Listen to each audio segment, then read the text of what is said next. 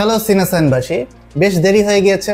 Late হলেও কিন্তু আমি আঁকার ট্রেলারটি দেখলাম। আফরান নিশোর এটি একটি আপকামিং ওয়েব সিরিজ, যেহেতু এর পরিচালনায় ভিকি জায়েদ রয়েছে এবং এটা কিন্তু হইচয়ে মুক্তি দেওয়া হবে, তো দর্শকদের মাঝে কিন্তু একটা অন্য রকমের উন্মাদনা সৃষ্টি হয়েছে এবং আমিও বেশ এক্সাইটেড। তো যেহেতু আমি একটু লেট করে ফেলেছি, খুব একটা এটার ট্রেলার সম্পর্কে বলবো না, তবে এর ট্রেলারে যে সকল বিষয় লুকিয়ে রয়েছে সেগুলোই কিন্তু আমি আমার এই পুরো ভিডিও জুড়ে সংক্ষিপ্ত আকারে আপনাদের সামনে তুলে ধরার চেষ্টা করব।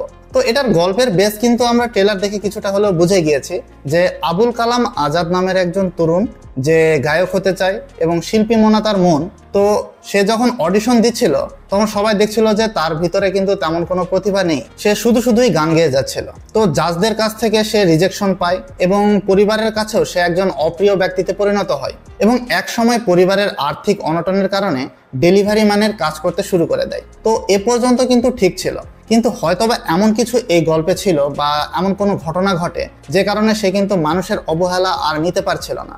তো এমন একটা পর্যায়ে আসে সে একজন সিরিয়াল কিলারে পরিণত হয় এবং লোকমুখে তার নাম শুনলেই একটা আতঙ্কের সৃষ্টি হয়। আর হ্যাঁ, এখানে কিন্তু একটা বিষয় রয়েছে, সে কিন্তু সমাজের এমন মানুষকে মারছিল যারা কিন্তু সকলের কাছে অপ্রিয় ব্যক্তি এবং যারা ক্ষমতার অপব্যবহার করে মানুষদের মাঝে একটা অন্যরকমের দ্বন্দ্ব সৃষ্টি করে। তো এ পর্যন্ত গল্পটা এক সময় হয় কি যে স্তিমিত হয়ে যায়, কোনো কারণবশত হত্যাযজ্ঞ থেমে যায়। ঠিক এর অনেক দিন বাদে আবারও সিরিয়াল কিলিংটা শুরু হয়ে যায় এবং জনগণের মাঝে কিন্তু একটা ভীতিকর পরিস্থিতির ক্রিয়েট হয়, কেননা সবাই ভাবতে শুরু করে আঁকা হয়তোবা আবারও ফিরে এসেছে। কিন্তু এখানে কিন্তু আমার কাছে যেটা মনে হচ্ছে যে হয়তোবা এমন হতে পারে যে আফরান নিশো আবারও কামব্যাক করেছে, অথবা এরকমটাও হতে পারে যে তার প্যাটার্ন ধরে আঁকা সেজে অন্য কেউ এরকম ধরনের সিরিয়াল কিলিংটা করে যাচ্ছে এবং তাকে ধরার জন্যই হয়তোবা আফরান নিশো যেই গাঢ়াঘাটা দিয়েছিল সে কিন্তু বেরিয়ে আসবে। এবং আমার কাছে কিন্তু এরকমটা মনে হচ্ছে যে দুইজন সিরিয়াল কিলার একে অন্যের মুখোমুখি হবে। যদিও বা এটা আমার পার্সোনাল অপিনিয়ন,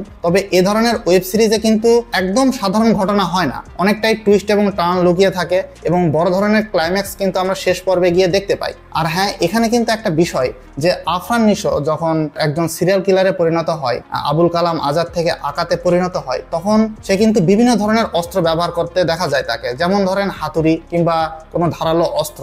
এবং আমরা কিন্তু একটা পর্যায়ে এসে দেখি সে কিন্তু বন্দুক চালাতেও শুরু করে দিয়েছিল। তো এখানে যে টাইমের বিষয়টা রয়েছে এটাকে বাদে আপনি যদি খেয়াল করেন যে ওয়েব সিরিজটির নামটি আঁকা কেন রাখা হয়েছে, আপনি খেয়াল করলে দেখবেন যে যেই চরিত্রটি প্লে করছে আফরান নিশো সেটার নাম আবুল কালাম আজাদ, AKA। এখান থেকেই আসলে সিরিজটির নাম রাখা হয়েছে আঁকা। আর এখানে তার লাভ অ্যাঙ্গেল হিসেবে কিন্তু অভিনয় করেছে নাবিলা। সে কিন্তু একজন গুণী অভিনেত্রী এবং সে কিন্তু তুফানে অভিনয় করে এসেছে। OTT প্ল্যাটফর্মে কিন্তু সে কিন্তু একটা ভালো অভিনয় দিবে, এটা কিন্তু আমরা এক্সপেক্ট করতেই পারি। আর হয়তোবা এই লাভ অ্যাঙ্গেলের কারণেই সে হয়তোবা তার সেই হত্যাযজ্ঞটা একসময় থেমে দিয়েছিল, যেহেতু সে কিন্তু কারো উপদেশ মানে না এবং সে কিন্তু এ ধরনের মানুষকে দেখতে পারে না যারা অন্যের উপরে রাগ দেখায় এবং অন্যের উপরে তাদের ক্ষমতা প্রদর্শন করে। তো সেদিক থেকে আঁকা কিন্তু একজন স্বাধীনচেতা মানুষ। এখন দেখা যাক যে এর গল্পে আরো কি লুকিয়ে রয়েছে। এখানে কিন্তু আজিজুল হাকিম এবং বর্ষণকে আমি দেখলাম, তাদের চরিত্রেও কিন্তু বেশ রহস্যের ছাপ লুকিয়েছিল। তো আমরা কিন্তু একটা ভিন্ন ধরনের কন্টেন্ট পেতে চলেছি। আসলে সিরিয়াল কিলিং এ এরকম হয় কি, যখন আমরা ওয়েব সিরিজ দেখে থাকি তখন আদার্স যে সকল ইন্ডাস্ট্রি রয়েছে তাদের মধ্যে থেকে কিন্তু আমরা এই ধরনের গল্প পেয়ে থাকি যে একটা সময় এরকম হবে, তারপরে এরকম হবে, এ ধরনের একটা কিন্তু সাসপেন্স রাখা হয়। তবে বাংলাদেশি প্ল্যাটফর্মে বাংলাদেশি অভিনেতা অভিনেত্রীদের দিয়ে এ ধরনের রহস্যময় কন্টেন্ট কিন্তু খুব কমই মেক করা হয়। আর এখানে যেহেতু আফরান নিশো, আজিজুল হাকিমদের মতো বাঘা অভিনেতারা কাজ করেছে, তো আমার কাছে যেটা মনে হচ্ছে এটা কিন্তু কন্টেন্ট ওরিয়েন্টেড এবং চোখ বন্ধ করে একটা গল্প নির্ভর ওয়েব সিরিজ হতে চলেছে, এটা নিঃসন্দেহে বলা যায়। তো আমরা কিন্তু অবশ্যই এটা নিয়ে খুবই এক্সাইটেড। তো সেদিক থেকে কিন্তু এবার একটা আমরা অন্য ধরনের জনরার আসলে ওয়েব সিরিজ পেতে চলেছি এবং এখানে কিন্তু সাসপেন্স, থ্রিলার, ভায়োলেন্স সবকিছুই কিন্তু থাকবে। তো আমার কাছে কিন্তু ট্রেলারটি খুবই ভালো লেগেছে। এই সিরিজটি যখন রিলিজ করা হবে তখন আমরা কিন্তু হয়তোবা একটু চমকে যাব, কেননা এই ট্রেলারটি যেভাবে কাটা হয়েছে শুধুমাত্র কিন্তু আমরা গল্পের বেসটাই বুঝতে পেরেছি, এর ভিতরে টুইস্ট, টার্ন এবং আসল ক্লাইম্যাক্সটি কি হতে চলেছে তা কিন্তু আমরা জানি না। আমরা চেষ্টা করব এটি দেখার। 4 সেপ্টেম্বরে যখন আসবে তখন এই সিরিজটি দেখার পরে হয়তোবা আমি আমাদের এই চ্যানেলে অবশ্যই রিভিউ আনার চেষ্টা করব। আর এই রিভিউ পর্যন্ত আমাদের সাথে থাকার জন্য অবশ্যই আমার চ্যানেলটিকে কিন্তু সাবস্ক্রাইব করে রাখবেন। আর বাদ বাকি আমার এই রিভিউটি যদি আপনার কাছে ভালো লেগে থাকে অবশ্যই লাইক করবেন, শেয়ার করবেন পরিচিতদের সাথে।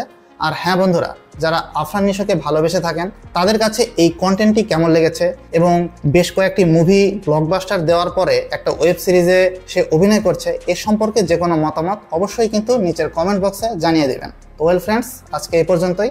পরবর্তী ভিডিও দেখার আমন্ত্রণ জানিয়ে আমি এখনই বিদায় নিচ্ছি। ধন্যবাদ।